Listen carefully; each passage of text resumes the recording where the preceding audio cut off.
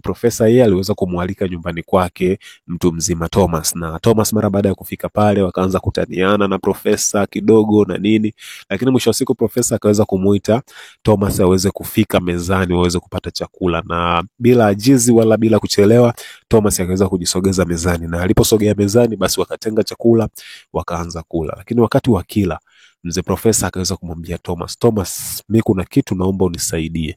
Na hisi kichwani kwangu hakiko sawa na mwilini mwangu hakiko sawa. Basi Thomas akauliza ni kitu gani? Ndo hapo sasa profesa akaweza kumwambia kwamba mimi mwilini mwangu nina sumu. Thomas kusikia hivyo akashtuka kweli kweli kwamba una sumu kivipi? Kwamba umekula sumu ama una sumu, una hasira au kitu gani?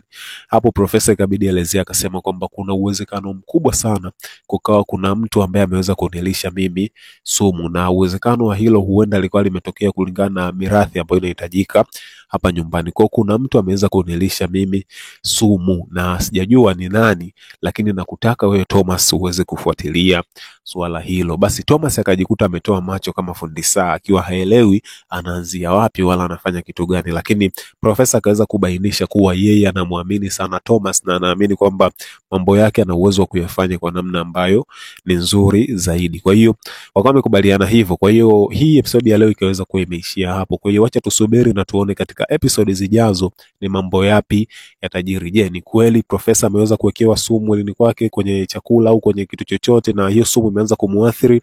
Basi tutaweza kujua katika episodi zinazokuja. Lakini vipi kuhusiana na Davis na mke wake pamoja na Anna na Diba, kitu gani kitaweza kujiri huko mbele? Lakini pia baki hapa Movie 24 utaweza kufahamu ni kipi ambacho kitaweza kujiri. Vipi pia kuhusiana na mahusiano ya Frank pamoja na Maria, nini kitaweza kujiri pia hapo, na penyewe pia usitoke hapo. Kama bado hujasubscribe basi fanya hivyo ili kuweza kupata mastori mengine mengi ya story ambazo zinakuwa zikitokea katika movie kila siku.